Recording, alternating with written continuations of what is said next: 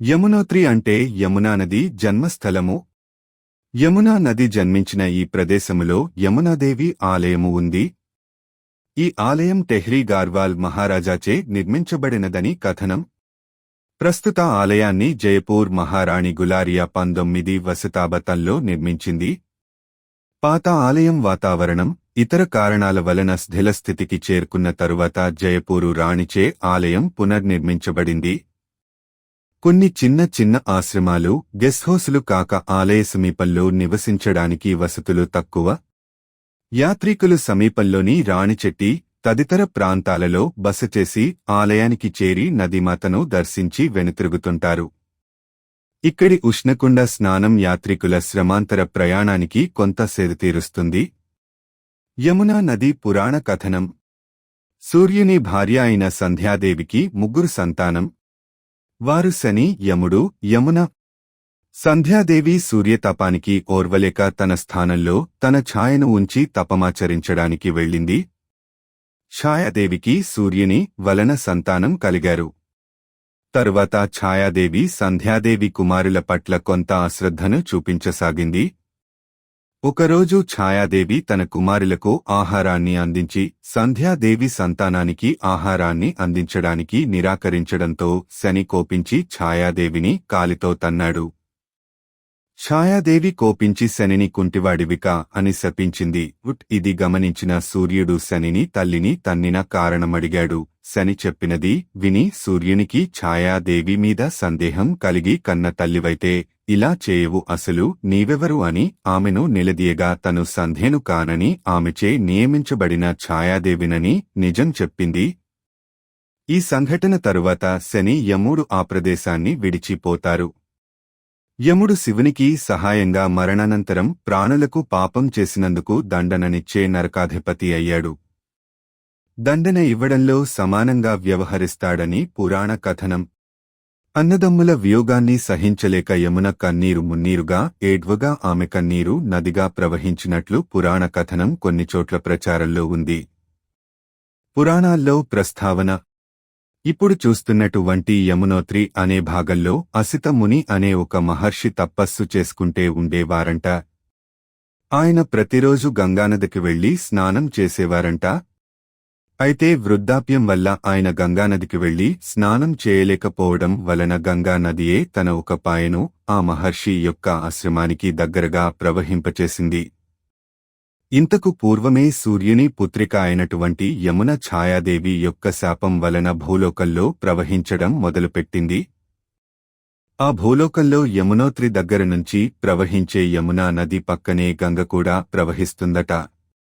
అయితే గంగకు ఎలాంటి పవిత్రత ఉందో అదే విధంగా పవిత్రత, పావనత వచ్చాయి. అందుకే గంగ తరువాత యమునా నదిని పలుకుతారు.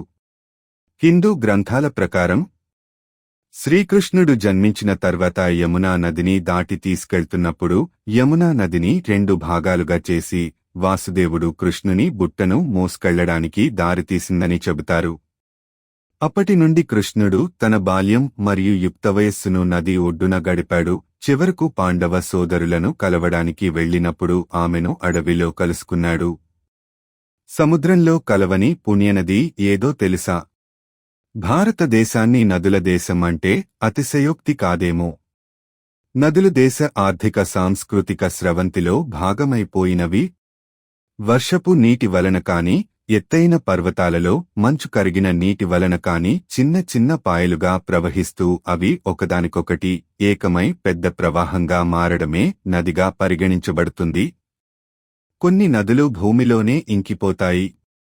మరికొన్ని నదులు సముద్రంలో కలిసిపోతాయి. కాని ఒక నది మాత్రం అటు భూమిలో ఇంకిపోకుండా ఇటు సముద్రంలో కవలకుండా అలా పారుతూ ఉంటుంది.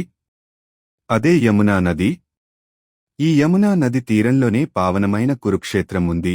ఈ యమునా నది తీరంలోనే బృందావనం ఉంది. యమునా హిమాలయ పర్వతాలలో ఉత్తరాఖండ్ రాష్ట్రములో హరిద్వార్కు ఉత్తరాన ఉన్న యమునోత్రి వద్ద ఉద్భవిస్తుంది. ఈ నది ఢిల్లీ, హర్యానా, ఉత్తరప్రదేశ్ రాష్ట్రాల గుండా ప్రవహించి అలహాబాద్ ప్రయాగ క్షేత్రంలో గంగానదిలో కలుస్తుంది. యమునోత్రి గుడి. యమునోత్రి గుడి ముందుగా యాత్రికులు స్నానానికి అనువుగా ఉష్ణగుండం ఉంటుంది. యాత్రికులు ఇక్కడ స్నానాధికాలు సాగించి యమునదేవి దర్శనం చేసుకుంటారు. గర్భగుడిలో యమున, గంగా మూర్తులు ఉంటాయి. ఇక్కడ దర్శనం తరువాత యాత్రికులు ఆలయం పక్కన ఉన్న చిన్న ఉష్ణ గుండంలో చిన్న బియ్యం మూటలను దారానికి కట్టి లోపల వదిలి అన్నం తయారు చేసుకుంటారు. దీనిని ప్రసాదంగా స్వీకరించకూడదు. ఇక్కడ నీటిలో ఉండే రసాయనాల కారణంగా ఇది ఆహారానికి పనికిరాదు. ఆ నీటిలోని వేడిని యాత్రికులు ప్రత్యక్షంగా తెలుసుకోవడానికే అన్నం వండే ప్రక్రియను చేపడతారు. తరువాత యాత్రికులు నదీమ తల్లికి పూజాదికాలు చేసి నదిలోని జలాన్ని తీర్థంగా పాత్రలు, కేనులలో నింపుకుంటారు. నదిలో పూలు, దీపం దోనెలో పెట్టి వదులుతుంటారు. పూజా ద్రవ్యం, దీపాలు సులువుగానే నదీ సమీపంలోనూ దుకాణాలలో లభిస్తాయి. గుడికి చేరే మార్గాలు. యమునోత్రి ఆలయం చేరడానికి హనుమాన్ చెట్టి నుండి జానకి చెట్టి వరకు వ్యానులు వెళతాయి. అక్కడి నుండి గుర్రం, డోలి, బుట్ట, కాలినడకన ఆలయం చేరుకోవాలి. డోలి, గుర్రం, బుట్టలలో తీసుకువెళ్లడానికి భారత ప్రభుత్వం నిర్ణయించిన వెలకు ధనం కట్టి వెళ్లాలి. అక్కడక్కడ విశ్రాంతి కోసం ఆగినప్పుడు డోలివాలాలు గుర్రాలను నడిపే వారు బుట్టలలో గుడికి చేర్చే వాళ్ల కోరికను అనుసరించి వారికి ఆహార పానీయాల ఖర్చు యాత్రికు భరించడం ఒక ఆనవాయితీ. ఇక్కడ యాత్రికులను ఆలయానికి చేర్చే పనిలో గఢ్వాల్, బర్గూరు నుండి పనివాళ్లు వస్తూ ఉంటారు. ఆలయానికి కొంచెం దూరం నుండి యాత్రికులు కాలినడకన గుడిని చేరాలి. డోలీ నడిపే వారిలో ఒకరు యాత్రికులకు తోడుగా వచ్చి దర్శనానికి సహాయం చేస్తారు. వారు తిరిగి యాత్రికులను డోలీ వరకు తీసుకువచ్చి బయలుదేరిన ప్రదేశానికి యాత్రికులను చేరుస్తారు. అక్కడి నుండి తిరిగి హనుమాన్ చెట్టి వరకు వ్యానులలోనూ జీపులలోనూ చేరాలి. ఇవి బాడుగకు సులువుగానే లభిస్తాయి.